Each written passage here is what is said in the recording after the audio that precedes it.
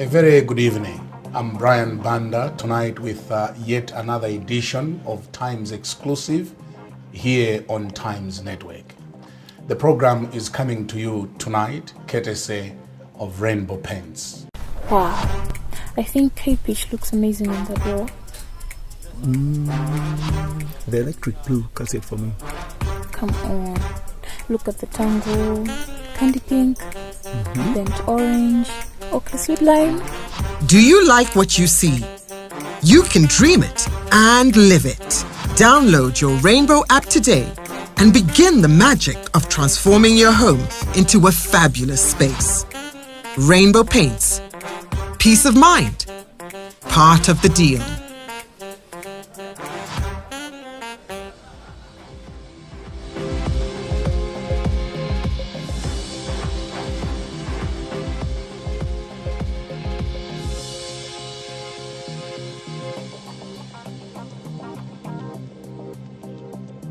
My guest tonight is His Excellency Professor Arthur Peter Muthalika, President of the Democratic Progressive Party and now a candidate after the convention of 2024 endorsed him as the candidate of the party for the 2025 elections. His Excellency President Muthalika served this country for 6 years. I'm profoundly honored to host him yet again in this edition of the program. Your Excellency, thank you very much for joining us and welcome. You're welcome. Let me welcome you again. It's always a pleasure. It's always a pleasure to be here. Good. And we look forward to these candid conversations. It's always a pleasure to have you here too. We have just finished a convention where the party endorsed you as its candidate for 2025. Yes. Why did you not have anyone competing with you? That's interesting. I don't know why. Obviously, we made it very, very clear that every position in the party was open. But as you know, about 24 positions were not contested for. I don't know why. I can't explain that. But it wasn't only my position, but 23 other positions that also were not contested. So I don't know the reason for that. Is it not your own making? Because before, there were people who were aspiring to be candidates for this particular party. Correct. Is it not your own making that those people were frustrated and they gave up those ambitions? I don't know. What comes to my mind is Bright in Saka and others, Wanamveka, George Shaponda, and others who were almost campaigning to be the torchbearer for the party. That's right. They were campaigning. They were. Until the time when I finally agreed that I was going to stand, after, as you know, there were those requests from people for over a year. I finally agreed that I was going to stand. And that's what happened. So it may well be, when I said that I was going to stand, the other people maybe decided that they were not going to challenge me, but I never asked them to withdraw. And they never withdrew from the race. So I was very surprised myself to see that nobody came forward to contest, to challenge me. Do you think there is anyone in the party who can be bold enough to stand against you? I don't see why not. Because people regard you as the father in the party. In other words, people fear you. And that's why people chickened out when they saw that you were running. Well, I very much appreciate that the party views me that way, as their father, the father of the party. And somebody who has nourished the party. I appreciate that very much. I'm very, very grateful that the party still has confidence in me. I've been leader of this party now for 12 years, and they have supported me. This is my third election as the president of the party, 2014, 2018, and now 2024. I'm very grateful, as I said at the convention, yes, I am. I really am, yeah. The convention was held under the theme, a return to proved leadership. Which leadership? Leadership of the party, of the DPP, our leadership, the leadership we have demonstrated since 2005. All the 4 elections in the past, and how our government managed 2009 to 2012, and then 2014 to 2020. That's the leadership we're talking about.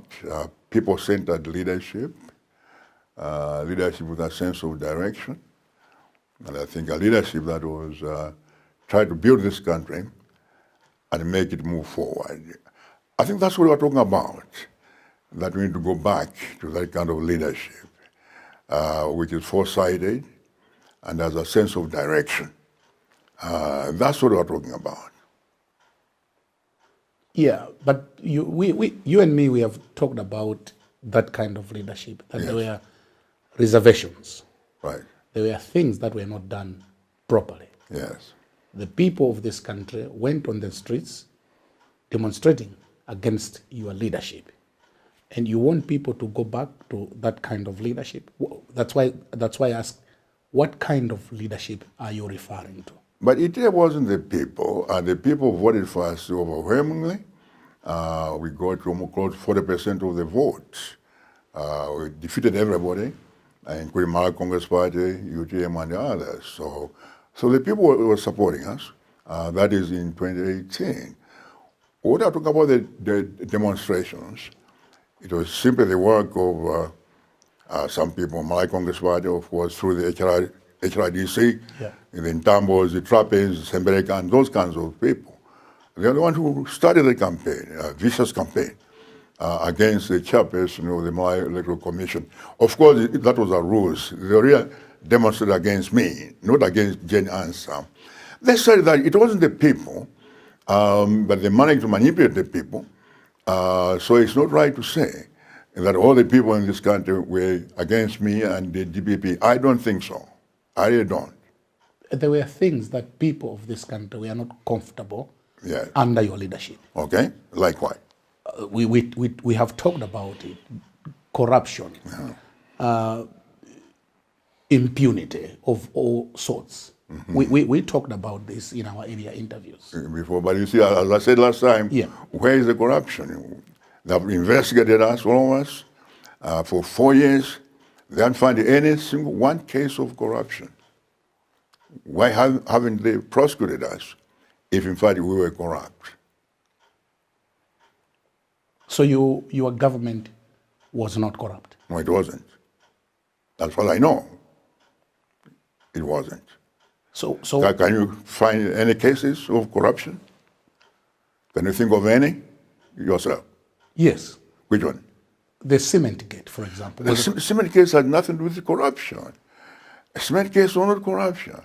Do you know what corruption is? Corruption is getting a benefit of some kind in return for some kind of favor. That's corruption. The cement thing, we have gone through this before. Yes. And you have seen the paper yesterday that they have now withdrawn the case against the Chunaras, the two Asian business people who were importing cement. That was a case, obviously. These people took advantage and used my tipping tax identification number without my knowledge to order that cement. I don't think that's necessarily corruption. I think it's more of a breach of the law, really. So or evading taxes, tax evasion. I think that's what it was. And he said it was on my part. It was them. As you all know, I had nothing to do with it. So I don't know why you people keep on saying that the cement case was an example of corruption. Find a better case. You can't find a better one. We should find a better case? Yes, find a better case.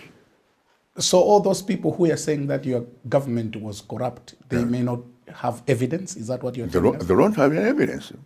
Because the ASB investigated us, investigated all these years, and they found nothing. Nothing. So why were your accounts closed them? That's what I don't understand why. I don't know why they were closed, because there was absolutely no connection between my accounts and the importation of cement. I didn't order the cement. I didn't pay for it. There was absolutely no connection. I think it was simply abuse of power. It was. They finally unfroze them. There was absolutely no connection whatsoever between the cement and my account. All the money in my account was legitimately earned. So it was abuse of power. That's what it was. And irresponsible on the part of the SCB. So you want to tell us that you run a clean government? Yes, as far as I know, yes. As far as you know? As far as I know. Now, if there are some individuals who have been corrupt, I have no idea. As we discussed last time, yeah. I cannot oversee everybody in the government. There are so many people under you, ministers, civil servants, parastatals, all sorts of people, part of our administration. I cannot know what everyone is doing. But as far as I'm concerned, I was not engaged in corruption. And my government, as far as I know, my ministers and others, were not involved in corruption. There were so many. They have not been able to. There were so many stories, corrupt in nature, published by the Times and other newspapers. Like which one? There were so many, so many. But you know the Times. Yeah. You know the Times. You people in the Times. Yes. Were on a vicious campaign against me and the DPP. I think you were working for somebody else. I think you were working for maybe the Malay Congress Party or opposition. So you had all those stories, which are complete nonsense. You remember the story about the 7 rotten ministers? Yes. Remember? Yes. That was manufactured by somebody from Times. Someone from Times, I won't mention his name. Okay. But someone from Times, a vicious person, he's the one who manufactured, there were 7 rotten ministers. There was none.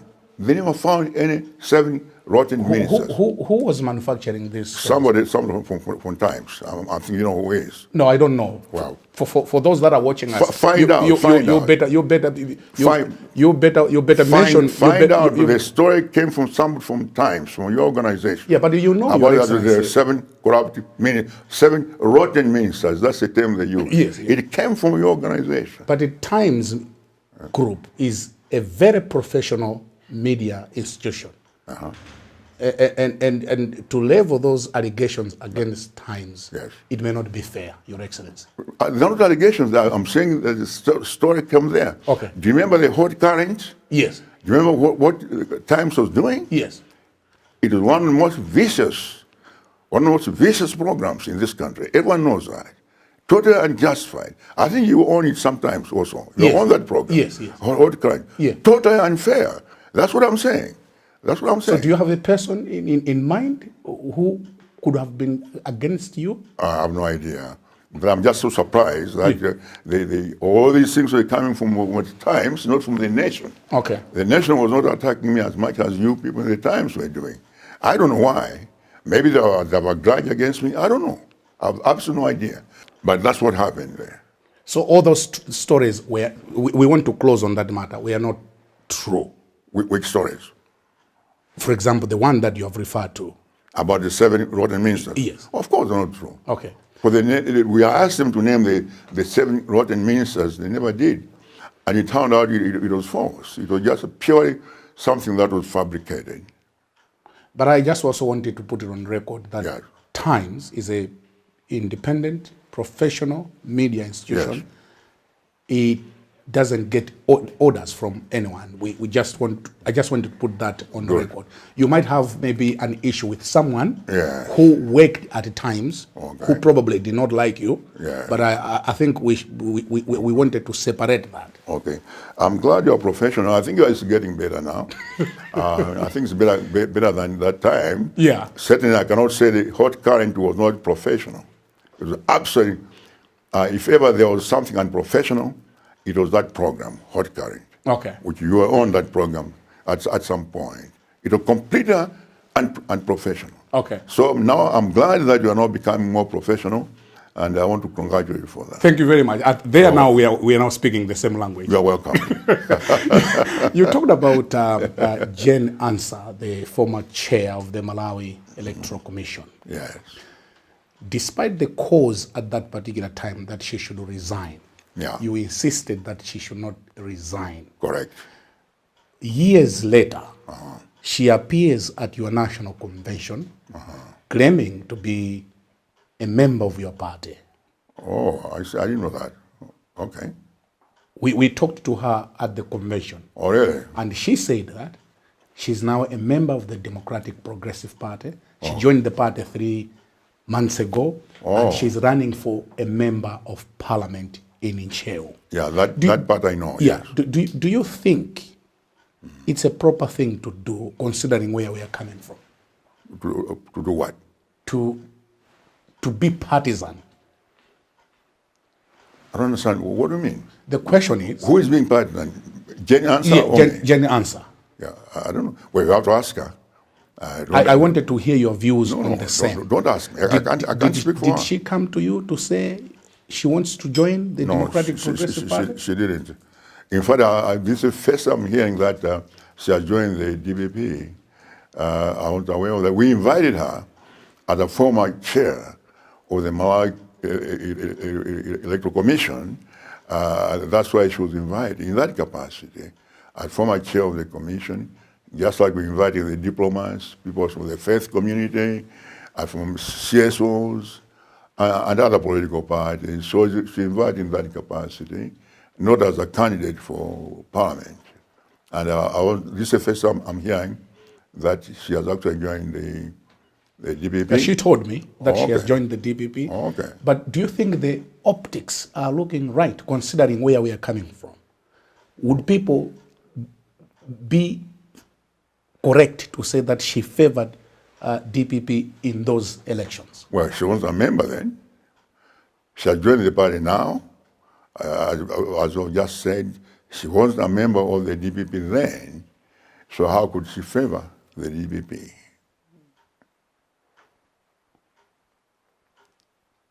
It's a question that I wanted you to answer.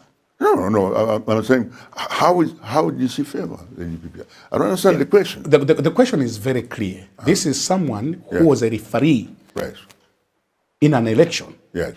5 years later, she declares that she's a member of your party.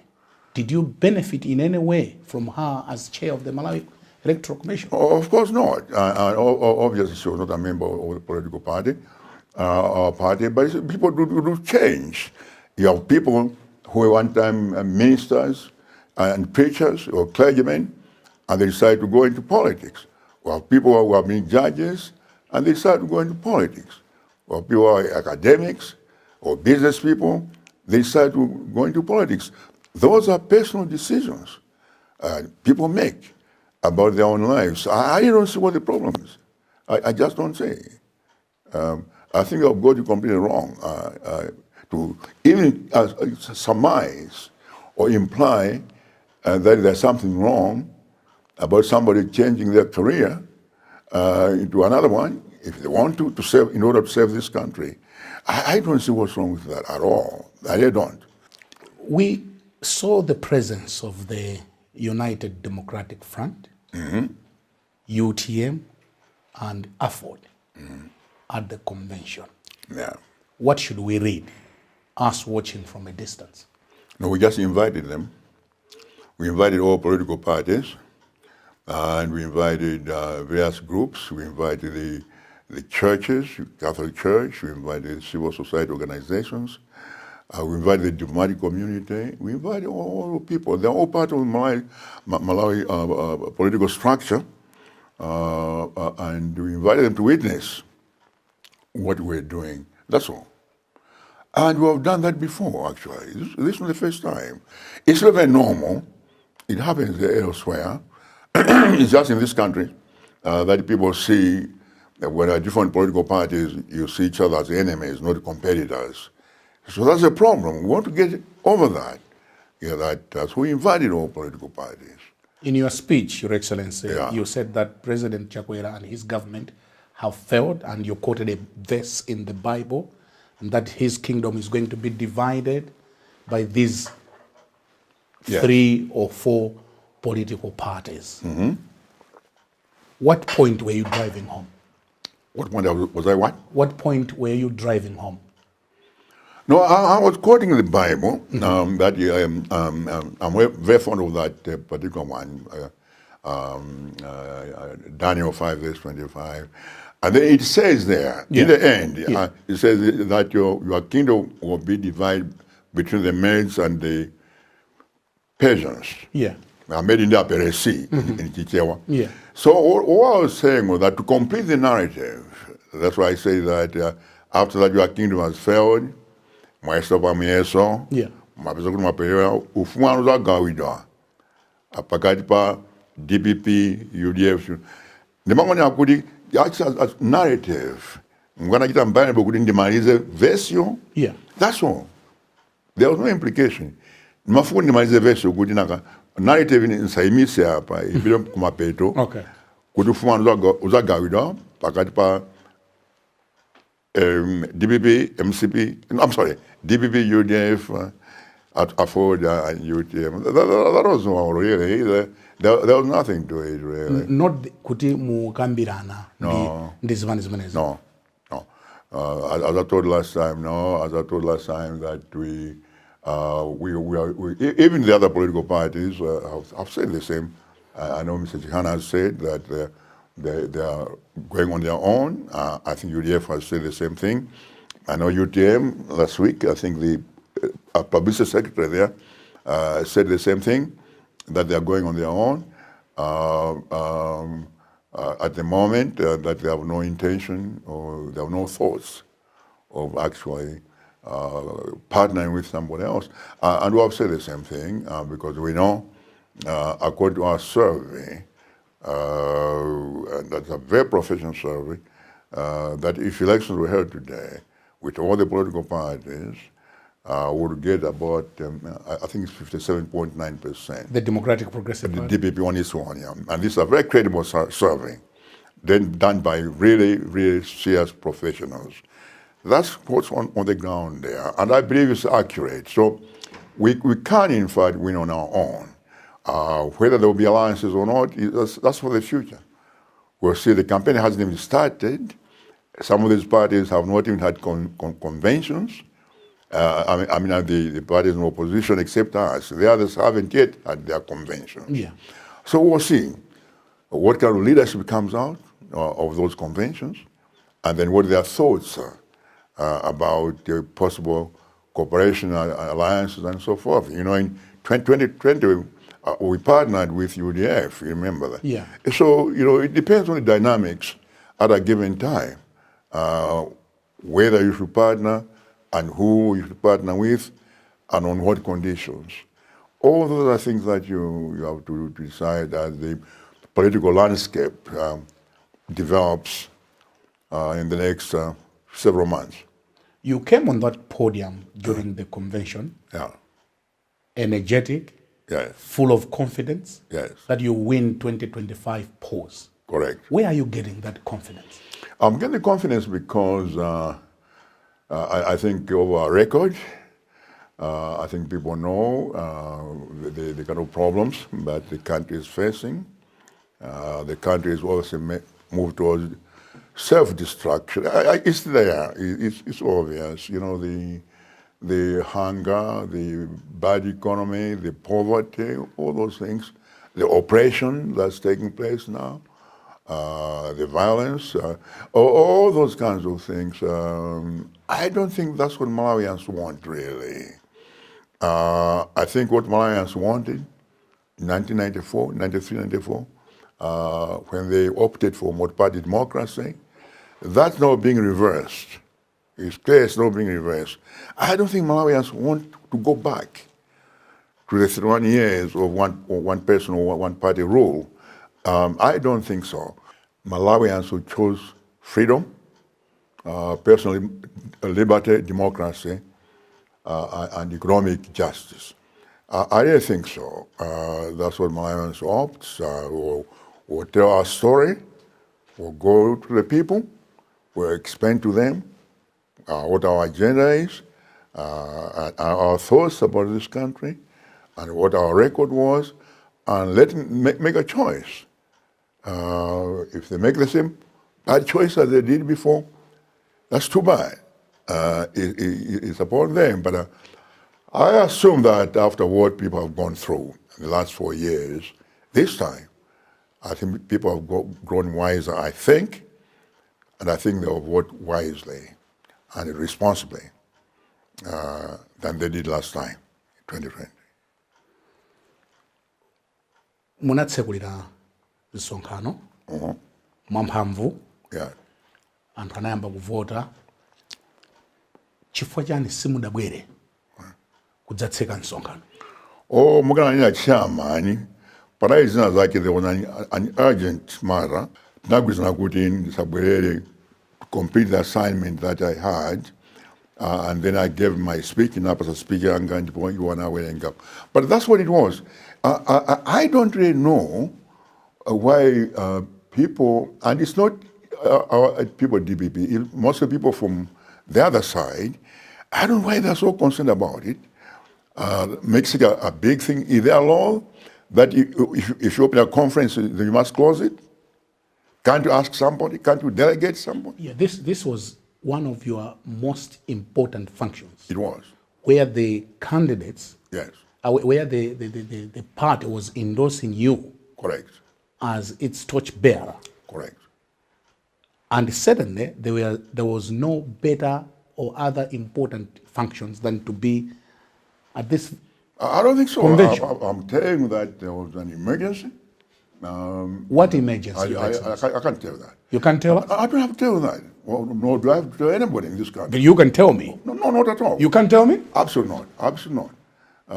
Because Skipping- you have no right to it. Okay. There's no. I don't owe you any explanation. What about your for I what did. about your followers, the DPP followers, Yeah. who were waiting for you on that Monday Yeah. at Comesa Hall to close your very own convention?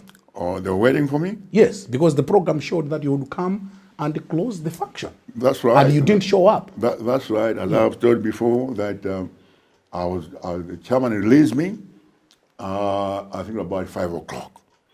We waited, they were going to vote, they started about 3 o'clock. By 5 o'clock, they had not even started yet. Yes.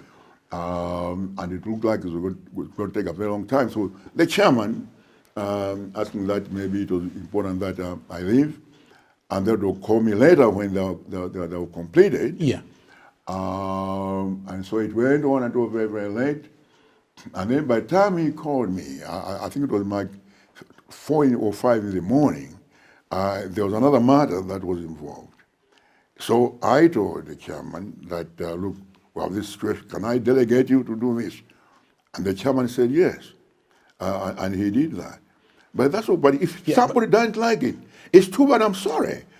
But I'm not going to apologize to anybody because there was an important matter, and this is such a trivial matter to begin with anyway. It's pettiness. The trouble in this country, Brian, Yes. is that we dwell so much on petty things, things that don't really matter. I don't think it matters whether somebody closes a meeting or not, or whether somebody delegates a meeting or not. People delegate things. The president delegates even important things, trips and those kinds. It happens all the time elsewhere in the world. It's only in this country. It's only in this country. Whatever somebody does is a problem. Simple things are magnified, trivial things are magnified. I think it's wrong. We are wasting so much time on trivia. And this thing is so trivial.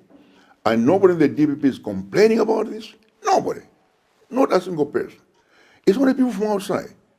People like yourself and all those other people out there. No, my job is to ask questions. I'm not complaining. You seem to feel like maybe you want No, no, I'm not, Your Excellency, I'm not involved. But I'm just saying, it didn't look right. No, That this was your. You know, let me finish. You know what? This is so trivial. Yeah. I think let's close the discussion because it's really trivial. This thing is very trivial. It's pointless. It's pointless. I delegated, and I have a right to delegate any function. When I was president, I was delegating some very important functions. I was delegating important functions. And this one I delegated to the chairman, who is a very, very able person, and he ably closed the convention Everyone was very happy about it. A vote of thanks was given. So I don't know what your problem and what other people is. I think you should not include me. It's not my problem. But anyway, we'll leave it there as you have rightly said. And I think let's put it to rest, and let's not bring it about again. We are not going to bring it again because I think it's a waste of time. It really is. We had a very important convention, very successful, and I think some people are trying to disparage the convention by bringing all these kind of silly things and so forth. I don't know why. People are unhappy. I think people are unhappy because they thought that we would not be able to do a convention. And this, for me, is the best convention in our party. I've ever attended our 35th conventions starting in 2004. This was by far the best convention. It was very successful. And that's what happened. So let's not spoil it by bringing, trivial things like the fact that I delegated the closing to somebody else. It's a trivial matter. So let's put it aside. We'll put it aside. Very good. And allow us to take a short break. Very good. All right. Thank you very much. In case you're just joining us, this is Times exclusive, airing on Times Network. Tonight, I'm joined by His Excellency Professor Arthur Peter Muthalika, former President of the Republic of Malawi and President of the Democratic Progressive Party, who has just been endorsed by the 2024 convention to be the torchbearer for the party for the coming 2025 polls.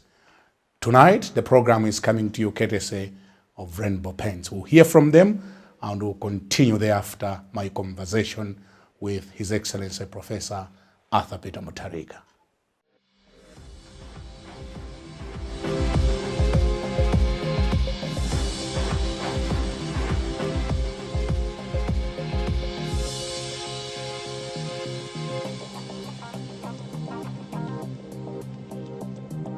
Wow, I think K-Pitch looks amazing on the door.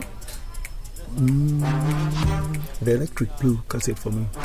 Come on, look at the tango, candy pink, burnt orange, okay, sweet lime. Do you like what you see? You can dream it and live it.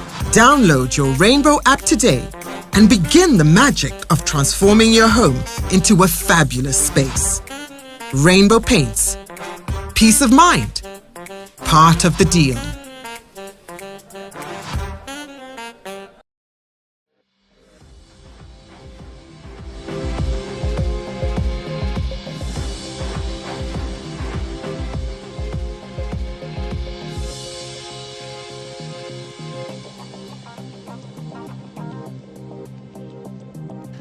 This is Times exclusive on Times Network. In case you're just joining us, this is now part 2 and our final part for the conversation that I'm having tonight with His Excellency Professor Arthur Peter Muthalika, former President of the Republic of Malawi and DPP torchbearer for the 2024 presidential elections. Welcome back, Your Excellency. Thank you. There are others out there still worried that at 84 you may find the campaign tiring. We have discussed this before. I know. But this issue keeps on coming. I know. What assurances would you give me and the people watching us tonight that you are up to the game in as far as campaigning is concerned? Now, first, let me say that this concern is really coming from our enemies, not our party. The party, they know that I'm 84 years old, and they still ask me to come back. You know the whole story the past year. Yeah. They knew that. So the people who are saying this, not people from DPP, it's people from the opposite camp, simply because they're afraid of my candidacy. That's what it's all about. They're afraid of that. So let me say that. Now, coming back to assure people, well, obviously I cannot assure people about the future. Yeah. Nobody knows what will happen 5 minutes from now. Yeah.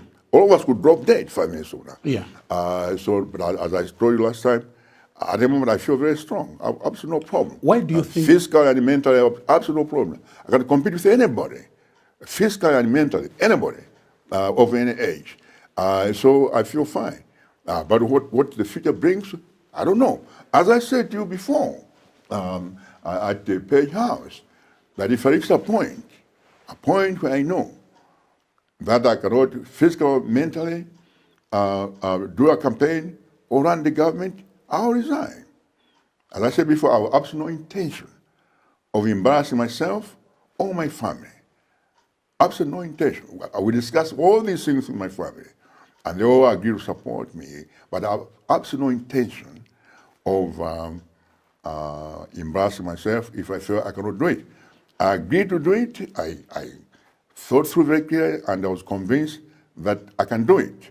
I didn't say I feel very strong as I did before, both physically and mentally. So I really have no problem. But, you know, on this age thing, have you heard of somebody called Lucius Secretarius Cisnatus? Have you heard of that person? No. I've never heard of him. He was a Roman general in 1458 BC. At that time, Rome was under severe attack from enemies, and Rome, then it was a republic, and Rome was about to be destroyed. All the generals, all the young generals failed. They could not defend Rome. So the people, the Senate, passed a resolution and invited this gentleman, Lucius Secretarius Cisnatus, who was a retired farmer outside Rome. He came, agreed, took over the army, and within 16 days, Rome was saved. The enemy was defeated. 16 days. The other generals have been fighting for 4 years. For 16 days, he defeated Rome. And the people were so grateful that they wanted to make him a dictator. He refused. He went back to his farm. Do you know how old he was? He was 89. He was 89 years old. You can check it. You can Google it. So you are our own senator? That's right. So what I'm saying, yes. What I'm saying is that, you know, each person is different. Each person is different, and obviously this man was able to do what the younger generals could not do because of his physical and mental abilities. So it depends on the person. In any event, I don't really understand why the people in the other camp, it's other people in the other camp. Okay. Because my party asked me to come back and endorse me. So there's no problems with that. It's the opposition, the stuff from my Congress party, who are starting this kind of thing. You see some of the writings by some of the hired people. You saw the articles in Nyasa Times and so. You see, it's them. Now, why are they so concerned about it? Why are they so concerned about my age? Why? Because at 84, Yes. the president of the United States, Yes. Joe Biden, Yes. has given up, and he's only 83. That's right. He has given up because obviously I think there are some problems there. Okay. But what I'm asking you is why are they so concerned about it? Because the people, my supporters, Yeah. the people in the DPP are not concerned. But it's the people in the opposite camp who are concerned about my age. Why? What's their problem? Since when were they concerned about my welfare? Since when? They've never wished me well before. Why are they so concerned about me now? It's simply because they don't want me in the race. Because they know I get in there, they're out. I can assure you this. We'll confirm this in September, on September 17th. I'm in that race, they're out. They'll be defeated. I can assure you that. And they know it. They know it? Oh, yes, they know. Oh, they know. That's why they try to do all this rigging and so forth with mumbo-jumbo registration nonsense they're doing now. That's the only way they can win. Because they know straight fight, they can't win.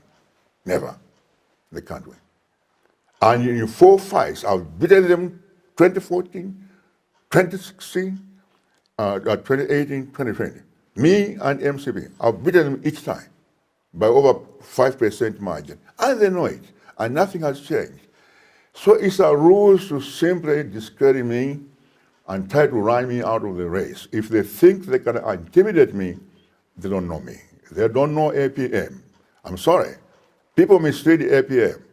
They don't know me. Nobody can intimidate me or run me out of this race. Never. So they're wasting their time. You know, they better shut up and stop talking about it, because I'm not going to pay any attention to them, and my party is not going to pay any attention to them. So they're wasting their time. Let's talk about the succession. Yeah. Do we have DPP in the absence of APM? Yes. We do? Yes. Okay. Of course. Of course. You saw the elections. Last week you were there. Yes. You saw the enthusiasm. You saw all those people competing for all those positions, except those that were not contested. But you saw people there, enthusiastic. That's the DPP.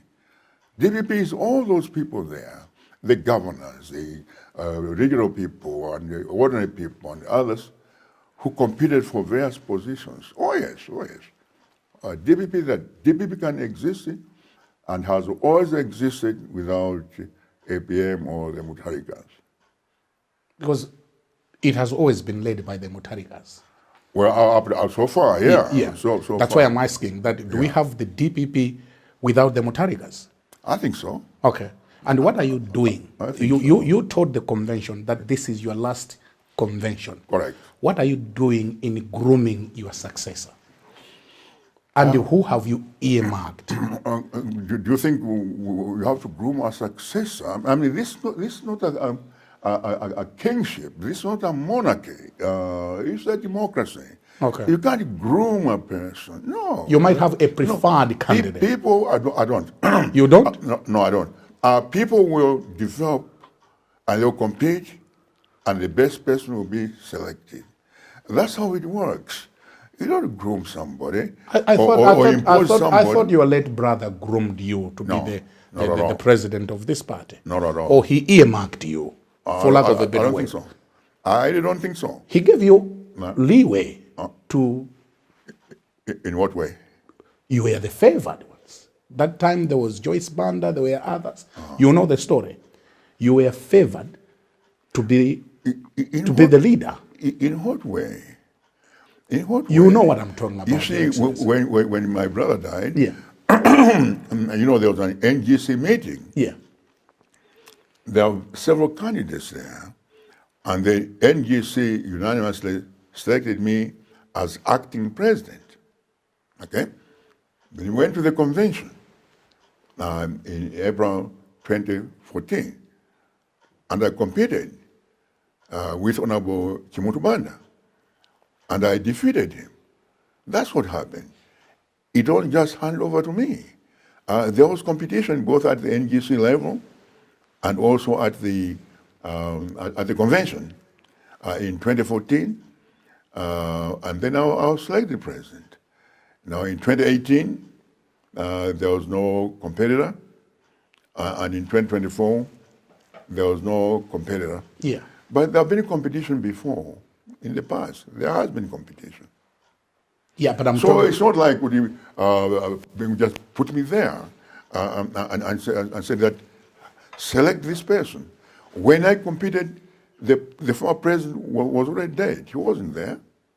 He was already dead. Yeah, but when he was alive, he had given you an upper hand. In what way? In making sure that you're more visible and ready for I don't think so. leadership. He merely appointed me a minister, that's all. That's all what he did? Yeah, that's what he did. Okay. He appointed me a minister.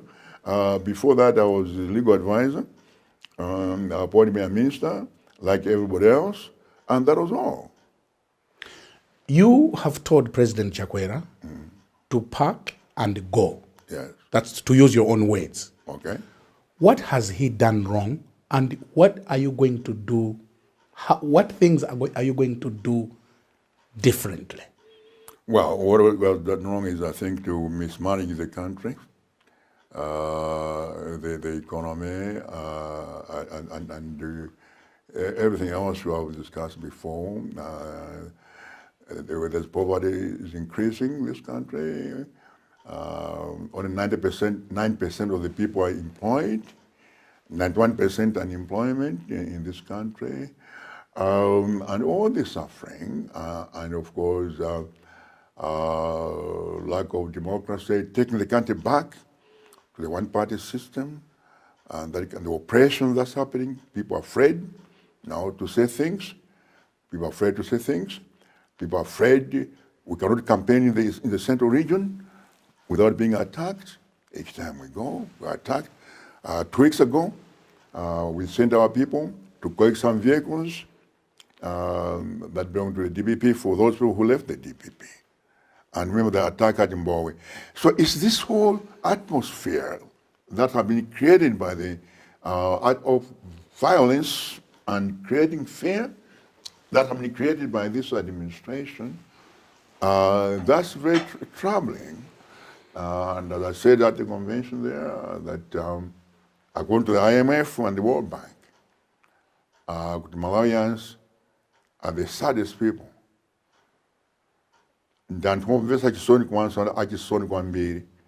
People are very happy here. In the index, my saddest country in the world. Now, it's a job of the people to create conditions that will make people happy.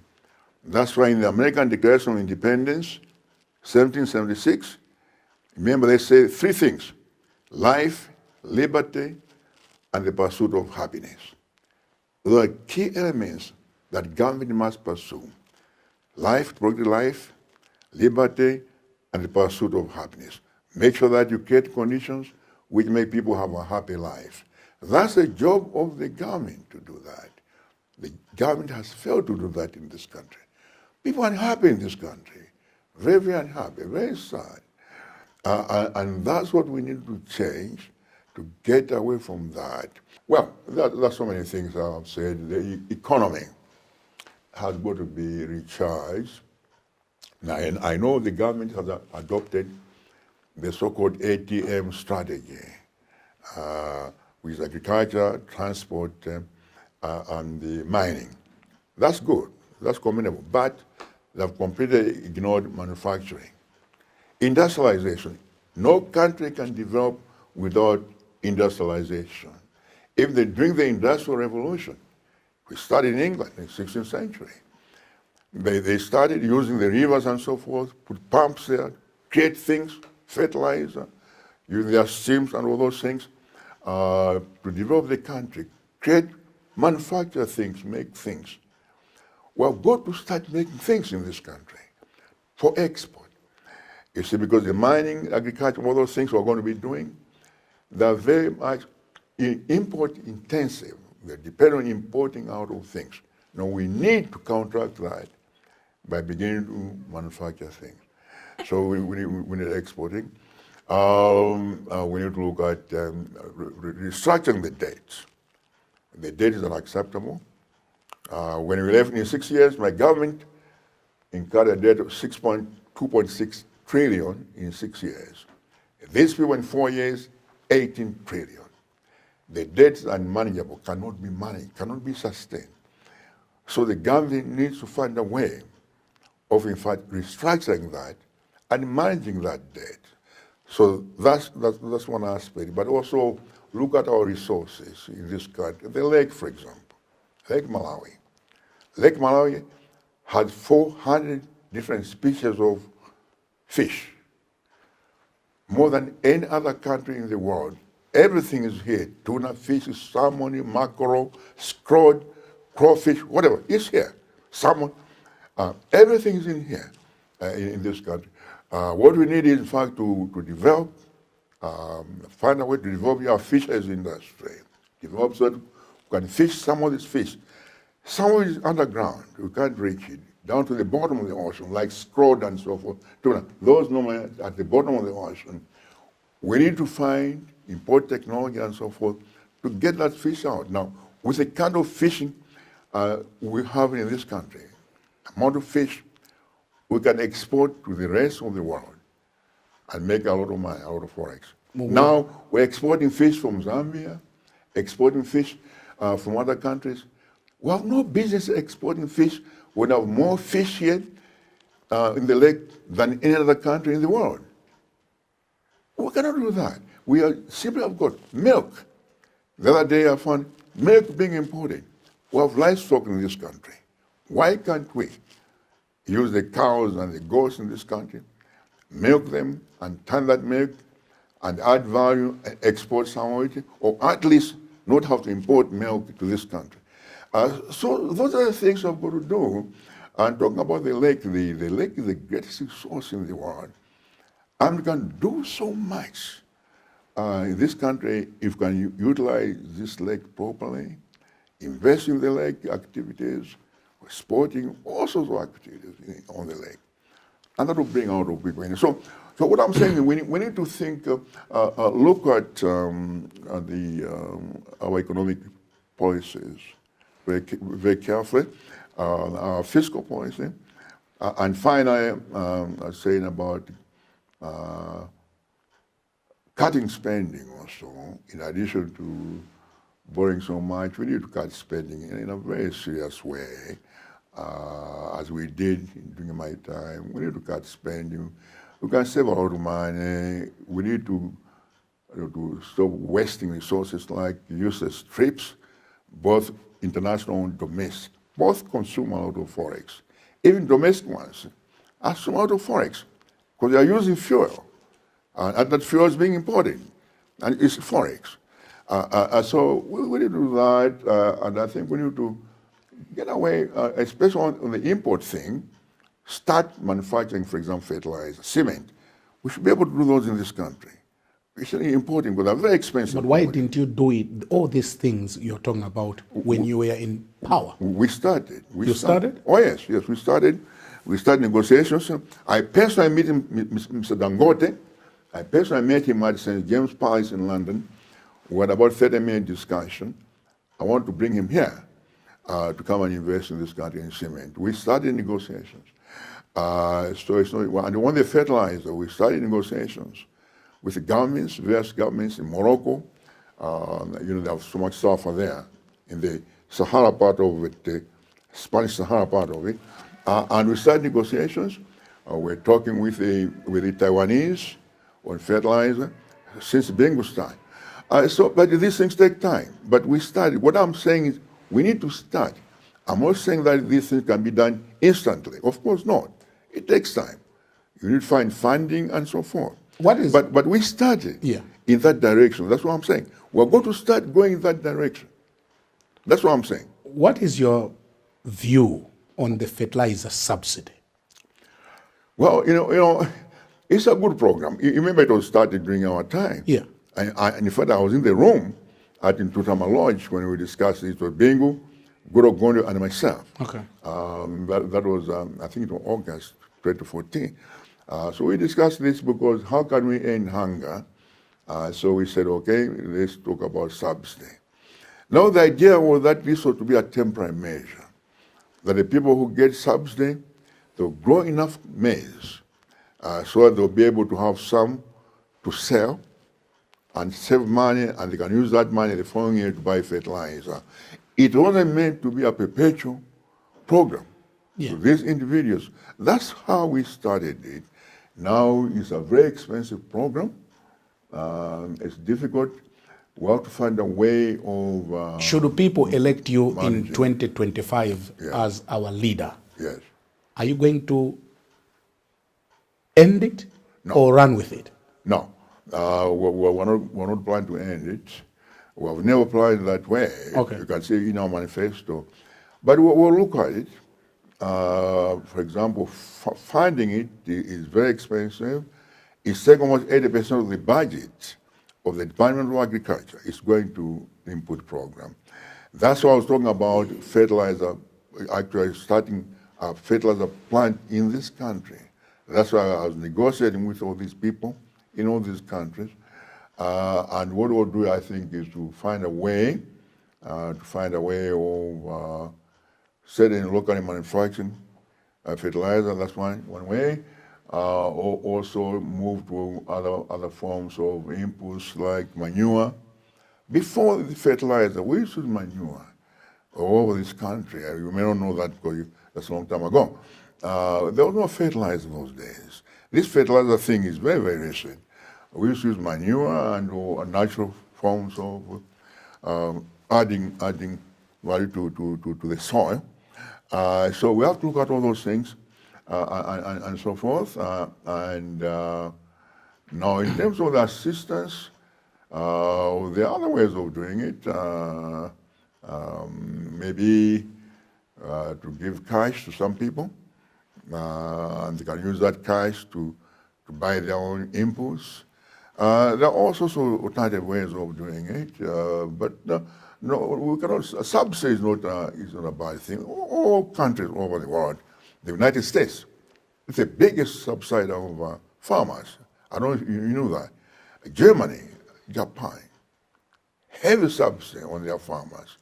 So it's not something that's wrong. Of course, they have the resources, we don't, but we have to find a way of modifying it and maybe give some people just cash and they can buy their own input, and others encouraging better farming, and then they can earn more, and therefore they can use their earnings beyond the food made for consumption. When they sell, they can use their earnings to buy more inputs and so forth. But the important thing is that we need to manufacture fertilizer locally. We cannot continue to import it, we just don't have the money anymore. Pamene tikumaliza, Chabwino. munadandaula kuti you are having difficulties in campaigning ku Central Region chifukwa cha zipongwe zimene mukumalandira. Right. Aren't you testing your own medicine? Inunso muli mboma. Simaletsa anthu ena kuchita kampeni. Timaletsa anthu ife? Simaletsa. Kuti? Anyamata IMCP sana menyedwe. Kuti? Ku Blantyre, for example. Kuchora kuja campaign. I'm just kuja campaign. You can stand tall and say your party did not do the same. That's the question that I'm asking. No, I think I'm missing the point again, Brian. Yeah. You see, you're missing the point. I understand maybe there was some violence here. Yes. It's not people against other people. Yeah. But what I'm talking about is a policy of stopping other parties from campaigning. Okay. 4 times that's happened. Twice kuja kumponera. Yeah. Anamenya yamada tu. Twice. But instead of arresting those people, they arrested our people. Kuja kumbowe. They know the people. They know the person who brought those trucks. They wouldn't have the driver's license. They know the person, and yet they don't arrest that person. Up to now, they don't arrest those people. And this one last week, instead of arresting the people who attacked the people, we had sent to quality vehicles, they arrested the driver we sent. And later on they released him. Now, I've said this before, Kuti, I think this is wrong. Yeah, but Malawi is one country. We all should be allowed to campaign wherever we want to campaign. Anyamata DPP anaenda matauni mundizi kwanje. But blind, Zachary. What is it? You are clinging to that a long time ago. Just one incident. It was a long time ago, before I even became president. Okay. I think it was 2009 or something. Yeah, entire campaign. Yeah. And we condemned that, remember? Okay. Even being condemned that. That's one incident. Okay. So that incident. Okay. But on a more serious note, I think that the idea of violence, stopping people from campaigning or threatening people, intimidating people, is not a good one. And when the government decides not to arrest those people that they know, in all those 3 instances, they know 2 in Ponela and the one at Mbowe, they know the people. But they have decided not to arrest them. When are you kick-starting your 2025 campaign? I don't know. It's a year now. I mean, it's a year now. You can campaign for a year. In fact, actually, it's ironic because normally you don't have conventions this early. Okay. It's just the circumstances. Normally we have conventions when you used to have elections in May, Okay. we used to have conventions in April. Okay. Yeah, about 90 days before, Okay. and have a candidate. But to select somebody a year or before the election, it's not a very good thing in my view. Yeah. But that doesn't happen. Look at the Americans. They just have their convention now. In July, they had the Republicans. The Democrats are doing it now. Yeah. They're only 60 days before the election. So there are 2 months. On October and the election, the first Tuesday in November. So it's less than 2 months. Come if you come 1 year with your Muthalika, with your candidate, I don't think it's sensible. But it does happen. Huh? Exactly. It's very expensive. It's going to be a very, very difficult situation. Because this has never happened before. Do you have? But it has happened, so we'll just see how we manage it. Do you have the financial muscle to run a successful campaign? Yes. Where will you get the money? Well, we'll get money from well wishers. And who are your well wishers? Well. I can't tell you our well wishers. Huh? I can't tell you that. You can't tell me your well wishers? No, of course not. We get support like all other political parties, whether in here or in America. And we do fundraising also. You notice we've done 2 fundraisers so far. We did one at the Mount Search Hotel last year in April, I remember. The night before Friday, remember we did that, and we did the last one on July 13th at Page House. So we're doing fundraising, and we'll continue to do fundraising. And from that, we also have a system. We're asking people to send money through TNM and also through Airtel. And money is coming. Small donation, $20, $200, $500. People can send anything they can afford. So that's happened. So money is coming in. A lot of money is coming in now. You know, so we'll be able to finance the campaign. I have absolutely no doubt. You have no doubt. No. What do that? We wish we had more time. We have to leave it there. But what would be your concluding remarks to the supporters of your party? To my supporters? Yes. First of all, I want to thank them very much. And Malawians in general. And Malawians, yeah. My supporters. Thank them very much for showing this confidence, to have given me the opportunity to serve this country before, and now opportunity to serve this country again. I'm very, very grateful. I feel blessed now. For the rest of the country, let me say that I think it's very important as we go to the election that we should sober up and do this properly and not necessarily create tension. I tell you what, just as I was coming, and I've forwarded to you. Yeah. Somebody sent me a clip.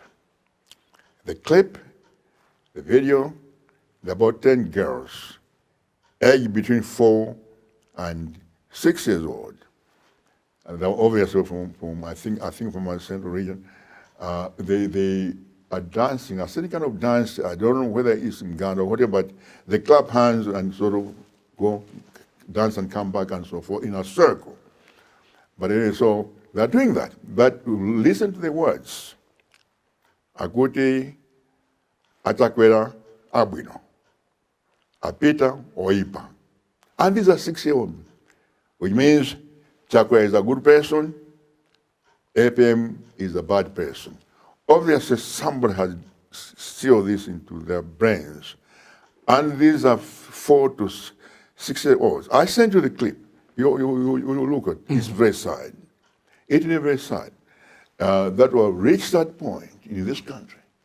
I don't know who is behind it, but I don't think any job or getting in power is worth ruining, poisoning the minds of these small children. It's pathetic. And whoever has done this, shame on them, they better stop it. I think they're doing disservice to this country. So my last words is, let's campaign peacefully, cordially. This sort of war is competition. And let the will of the people prevail. Whoever The people select, that people should govern. And also, let's stop this rigging process.